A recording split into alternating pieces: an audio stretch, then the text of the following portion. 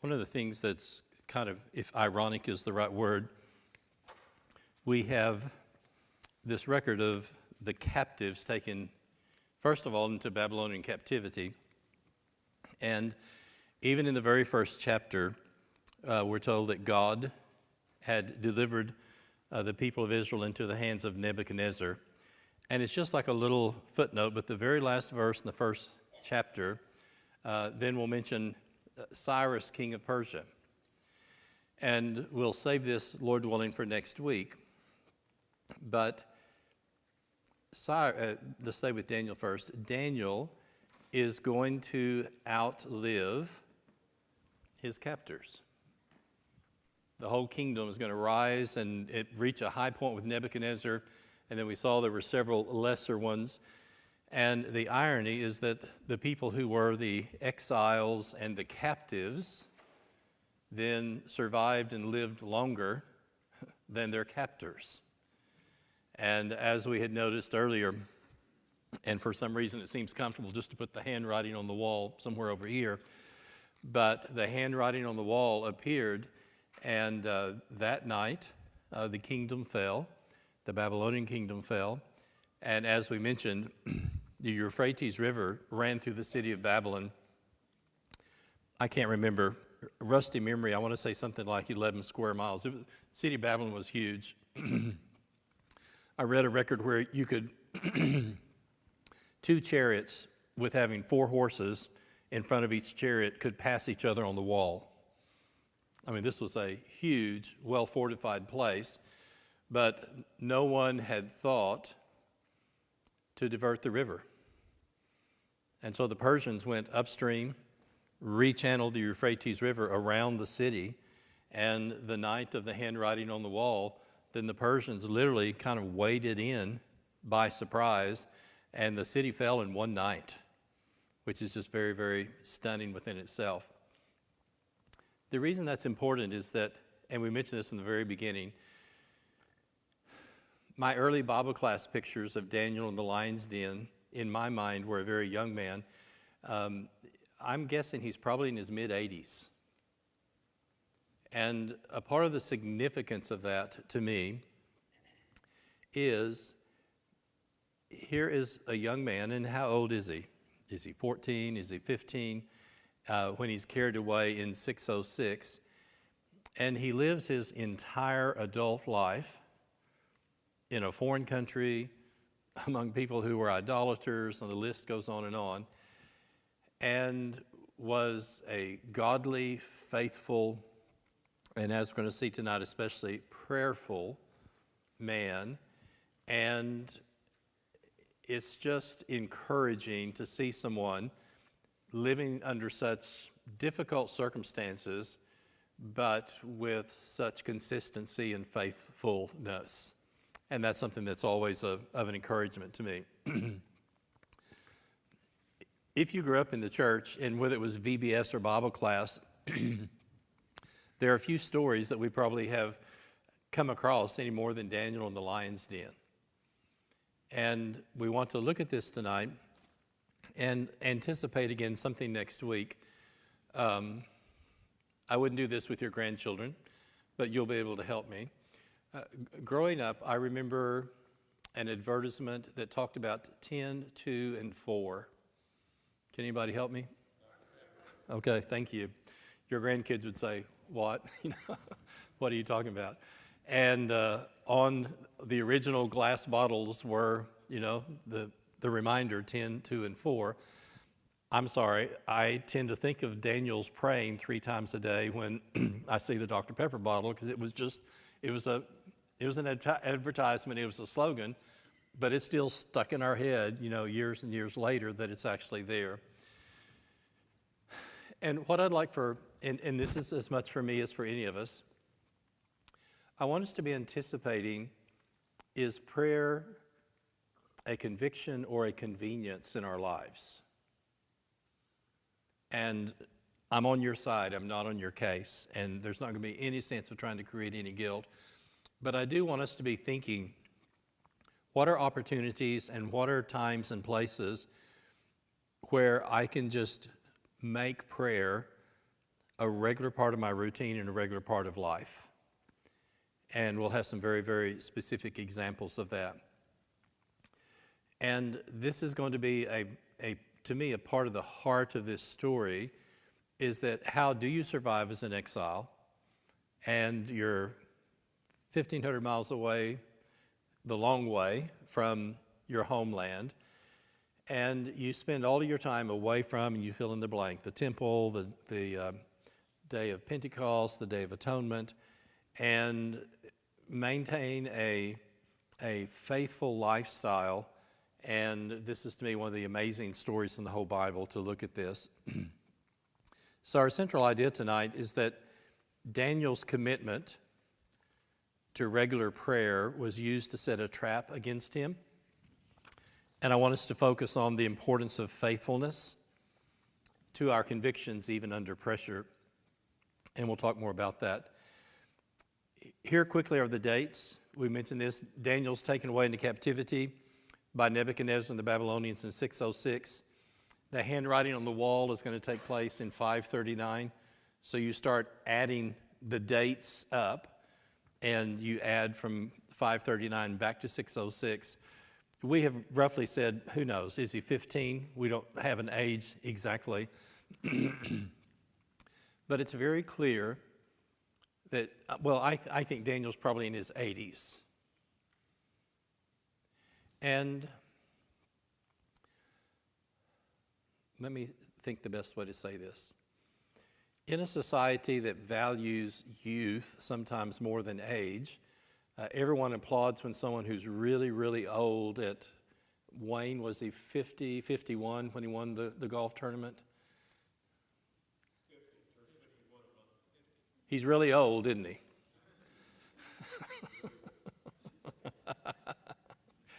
And, okay, from a sports point of view, okay, and we know what we're talking about from that point of view, but compared to some Asian societies, it's just totally the opposite. There's this veneration for the elderly and the aged and a real sense of honor.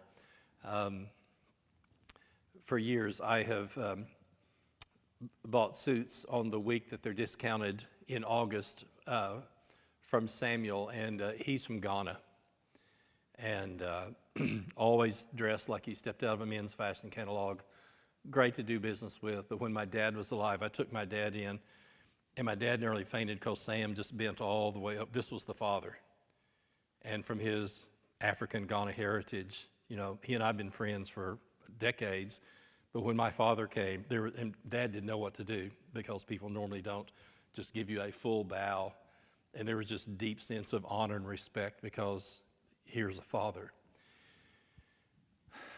And what I think is significant is that I think each of us need to be mindful and thinking of things that we can continue to do as we get older to be spiritually productive.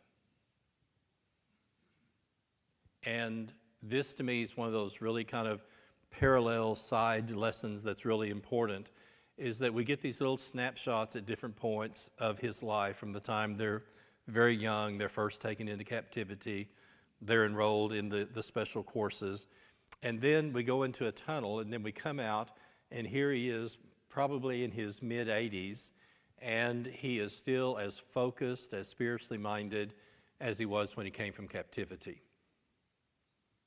And I think that's something for all of us just to be thinking about.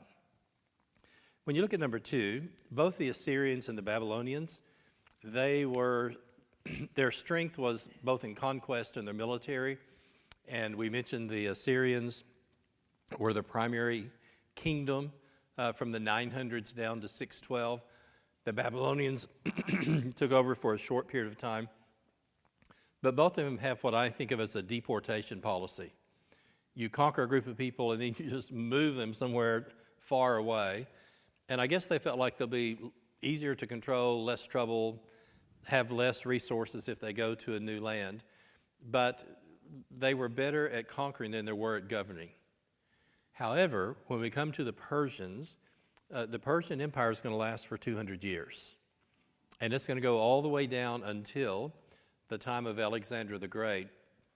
And in contrast, The Persians were much better at governing, they were much better at organization than the previous empires were, and they had a totally different philosophy. If I can paraphrase, it's kind of like, go home, keep your nose clean, don't get involved in revolts, pay your taxes, but everybody go home. And that was just such a totally different approach to ruling the empire as such. And as we're going to, again, put dates down, we'll see these here in just a second. Well, let's go down to 2:5. Jeremiah is going to predict that the people are going to be in captivity for 70 years. And we've looked at these 3 or 4 times. You'll see these in Jeremiah 25 and 29. And then here's your first one. Jerusalem is first conquered in 606. That's with Daniel. And then the first return is 536. And you get 70 years. The other thing that's of interest to me is that the temple is going to be destroyed in the third wave of invasions in approximately 586, and they will start building the temple in 520, and we're going to have Zerubbabel going to go back and they'll start the process and lay the foundation. But the temple itself is going to be rebuilt in 516. And again, you subtract the 516 from the 586, and it's just, to me, it's not a coincidence that whichever way you look at it, either from the first group of captives that go into captivity till the first group comes back is 70 years, or from when the temple is destroyed until the temple is rebuilt at a later time is both 70 years. But because the Persians had a go-home policy, when the handwriting on the wall took place, the Babylonian Empire fell, 539, within 3 years they're saying, if you want to go home. Many Jews never did. The Talmud and other written documents are going to come from Babylon into the 200s and 300s. So big populations of Jewish people never did completely go back home, but we're going to find 3 waves of those that come back in the books of Ezra, Nehemiah. And number 3, just before the dotted line, Cyrus, who will be significant, we'll touch on him next week, is mentioned. He's the first ruler of the Persians, and both the end of chapter 1 and the end of chapter 6. So when we come to chapter 6, here's just some little tidbits, but they're also very significant. And again, think of this also in terms of contrast. You just uproot people and take them to a whole different land, as the 2 previous kingdoms had done. So the kingdom is going to be carefully organized into different administration areas. In this early part, there's going to be 100 satraps who are going to be in charge of different government officials. A little bit later, we're going to come to the book of Esther, and we'll come to it in a second. It's either like 120, it's 127. That's virtually right there in the middle. But still, what's very clear is that the first 2 empires uprooted people, took them to another land. It was kind of like organized chaos, whereas the Persians, very, very differently, go back home. Here's people are organizing, ruling. And at a point in time, the Persian Empire is going to include Asia Minor, Turkey today. It's going to come down. They're going to capture much of Egypt and into the edge of Ethiopia. And then to the east, they're going to go nearly to India. And like I said, this is going to be their territory for virtually 200 years until the coming of Alexander. So here's 1:3, virtually right in the middle. Very similar to the book of Esther. And notice, a decree is going to be sent out. So the king's scribes were summoned, and an edict was written to the satraps and governors and the officials of the provinces from India to Ethiopia. 127 provinces, to each province in its own script, and to each people in its own language, and also to the Jews in their script and their language. And then he sent the letters by mounted couriers riding on swift horses that were used in the king's service, bred from the royal stud. And like I said, when I read this, I think this is kind of the Persian Pony Express. Craig, when y'all do a episode's not the word, what do you call it when y'all do a filming? A what? Program. Do you still have the 5 different TV formats that you have to send it out to? Okay, but at one time it was 5 a long time ago. Anyway, when they do this, our TV stations don't all have the same format. So when Craig first started to do this, they do one program, and then Craig would have to, who knows, 15 of this one, 30 of this one, get them sent out 3 weeks ahead of time. But we had 5 different formats of different things to be put in for a program to be seen. And what they're going to do is that they're going to call people in their own script, their own language, but notice they have this, and I'm sorry, but just let me use the word Pony Express, and we know what I'm talking about. And they could get these out very, very quickly from that point of view. As far as we can tell, my grandfather's grandfather rode the Pony Express for a while. And advertisements, I've read some advertisements from the period of time, and like a wanted poster, it would say, wanted, young men, preferably horsemen, orphans preferred. Because your stations are 10 miles apart. And if this station is burnt down, then you've got 20 miles on a tired horse with Indians all around you to try to get to the next station. And so they wanted young men who were wiry, who were horsemen, orphans preferred. So that would be a job you would have a better chance at getting if you were an orphan, just because of the danger that was involved for that short time before the railroad came in. These guys are under the same conditions, but this just, again, gives us a glimpse. They didn't just capture people and take them off someplace. There's an administration, and they go to great details to be able to transmit and to communicate. When you look at number 2, Daniel, as, and can I use the term elder statesman? Okay, and everybody knows what I'm talking about. As an elder statesman, has been at the top of the Babylonian Empire when it falls, and then who knows, is it his reputation? Do people understand what he had done? But these different satraps are gathered together, and we find in 2:1, an excellent spirit is found in him. And we just find these very commendable features mentioned about Daniel all through this particular section. And let's read 2:2. The high officials and the satraps sought to find a ground for complaint against Daniel with regard to the kingdom, but they could not find no ground for complaint or any fault, because he was faithful and no error or fault was found in him. And then these men said, we will not find any ground for complaint against this Daniel unless we find it in connection with the law of his God.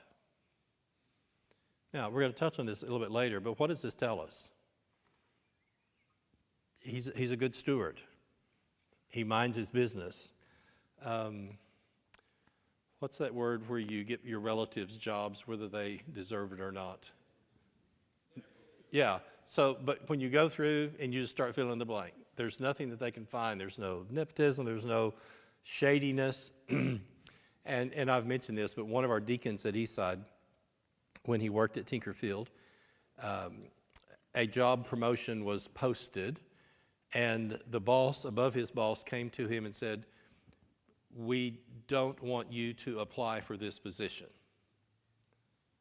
And Connie said, okay, why? And he said, well, you're too straight, and we don't want you to be put in this particular position. Wayne, what does that tell you right off? Yeah. We want someone who will kind of fudge the books a little bit or whatever, but we you know, you've been here, we know who you are, and you're going to do straight accounting, and don't apply for this job because we don't want someone like you in this particular position.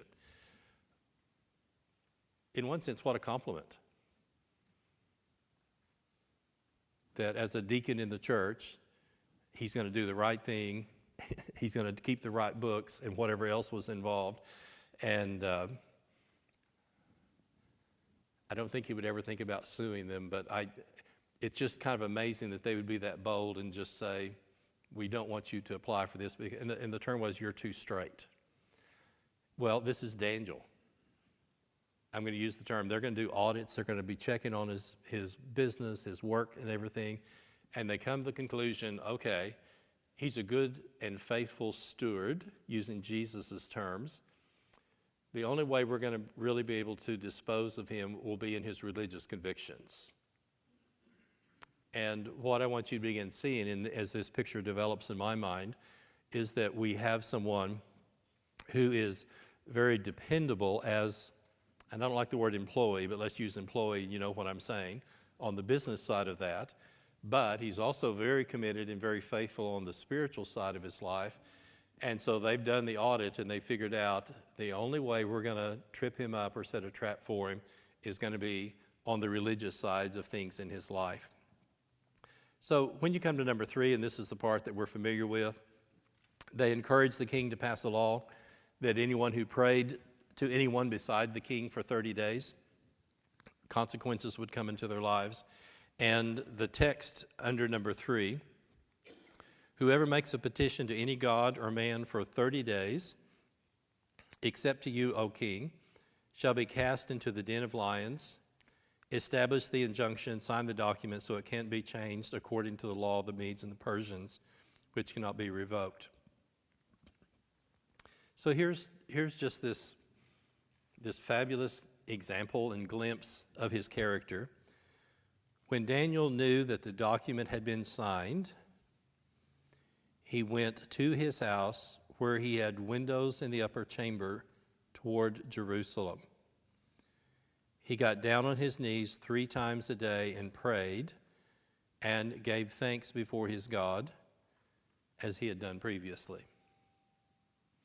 And I don't want to go too far into this, but other again, just to anticipate, and just a very quick example. When we lived in Sydney, it was 3.5 going on 4 million people.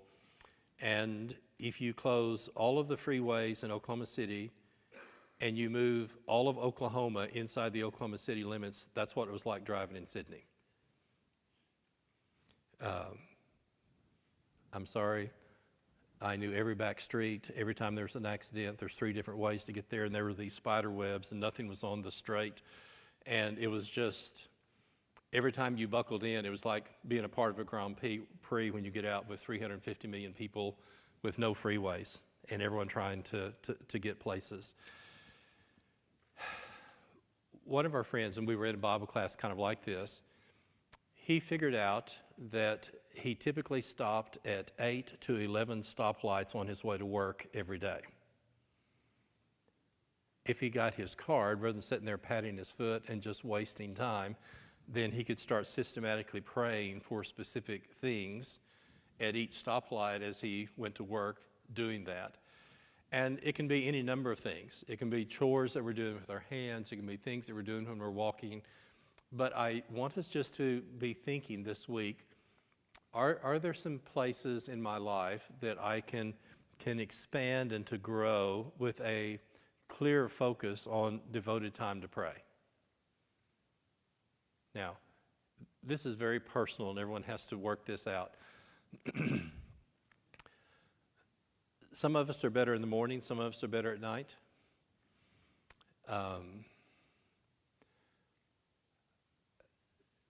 For some of, not all of us, but for some of us, well, let me just say it this way.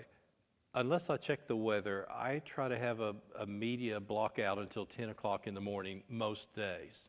There are a few exceptions.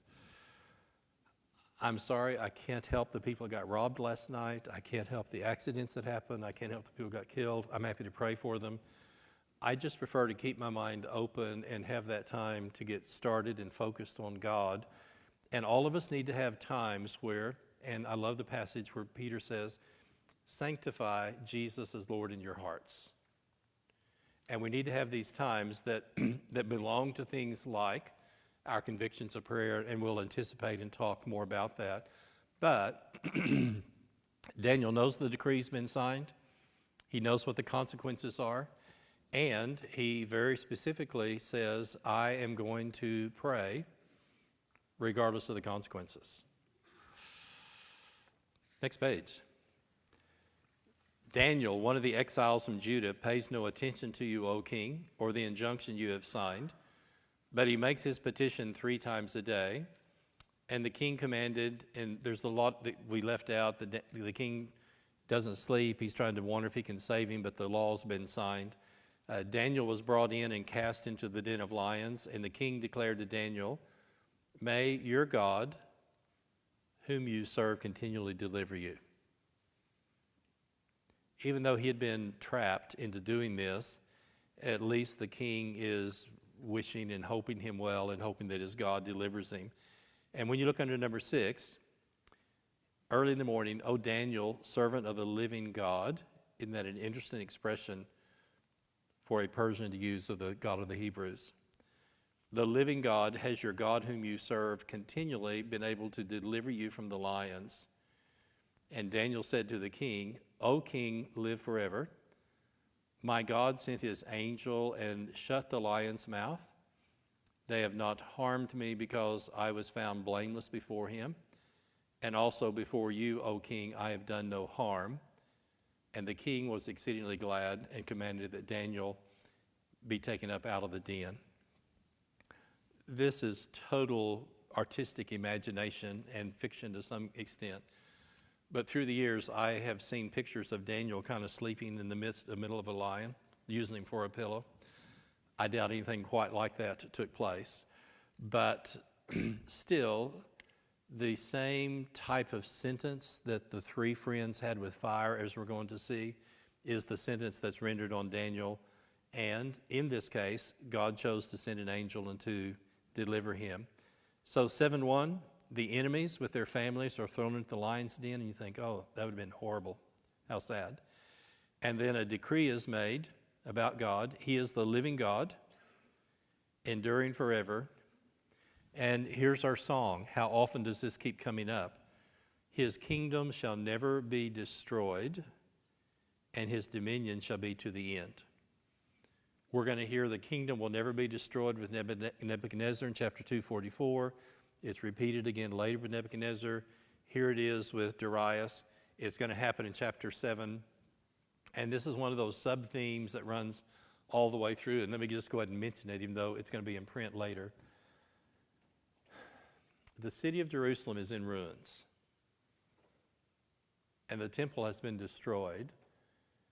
And yet in a foreign land, hundreds of miles away, God keeps saying, "My kingdom will never be destroyed." And even last week, and I'm thinking about the song we've been singing, "The kingdoms of earth pass away one by one." In one night, the Babylonian kingdom fell. And the other thing that I thought of, just didn't mention last week, do you remember Nebuchadnezzar's dream of the statue? And in one night, we passed from the head of gold down to the chest and the middle part of silver. And the fulfillment of Nebuchadnezzar's dream is going to continue. And even in the life of Daniel, the first 2 stages of that vision are going to be fulfilled. And for someone who is in exile, for someone who is the lowest part of society,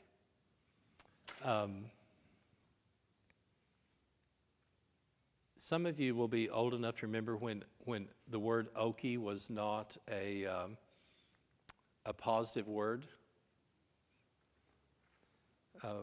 Wayne, there was a time that when our family traveled, when people called us Okies, it wasn't a compliment.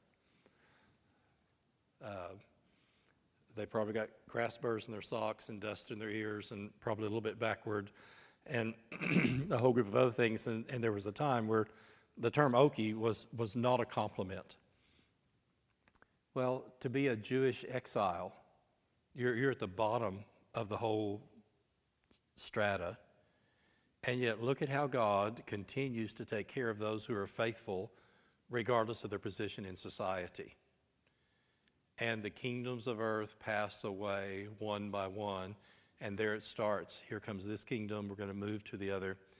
And let's anticipate this later in the year. I'm in a class on the Persian Empire, and our teacher is not a believer in inspiration at all. And he's going to turn to later parts of Daniel and say, here's Alexander the Great, here are the Maccabees, here are the and he goes through and he says, this had to be written after 163 because the details are so precise. No one could have said this beforehand. And I wanted to say, inspiration, God. And as an unbeliever, yes, he was a historian, but as an unbeliever, he couldn't picture that this could have been said ahead of time. And remember we said earlier, the center of prophecy that was in the land of Palestine with Isaiah and lastly with Jeremiah, as these captives are carried all the way away into Babylonia, the center of prophecy, both with Ezekiel out among the people and with Daniel in the royal court, God moves the center of prophecy from Jerusalem to Babylon and starts predicting, here's what's going to happen the next 600 years with world history. And when we get down to the feet and the legs, in the days of those kings, God will establish a kingdom which shall never be shaken. And that's why, just let me shake the goosebumps down for a second. Who do men say that I, the Son of Man, am? Oh, some say you're Elijah, some say you're Jeremiah, some say you're one of the prophets. Well, who do you say that I am? I say you're the Christ, the Son of the living God. Blessed are you, Simon Barjona, for flesh and blood did not reveal this unto you, but my Father who is in heaven. And I say to you, you are Peter, and upon this rock I will do what? I will build my church. And what happens next? I will give to you the keys to the kingdom, which I think the kingdom is opened to the Jews in Acts 2, and the kingdom is opened to us Gentiles in Acts 10. And Jesus says, I'm going to give to you the keys of the kingdom. And this is the kingdom that has been prophesied 600 years, let me do it this way, 600 years earlier, that is going to be established and fulfilled in the ministry and the life of Jesus. Only God can give us the shadow before the reality. If you were here one night, we talked about, remember the law is the shadow of good things to come in Hebrews 10. And I can put my hand where there's any light. And when I move my hand, the shadow leaves. You have to have the reality before you can have the shadow. God gives the shadow before the reality in these prophecies, hundreds of years ahead of time. And Daniel, a kingdom is going to be established which will never be shaken. And that's just to me such an amazing thing that comes to us from God. Let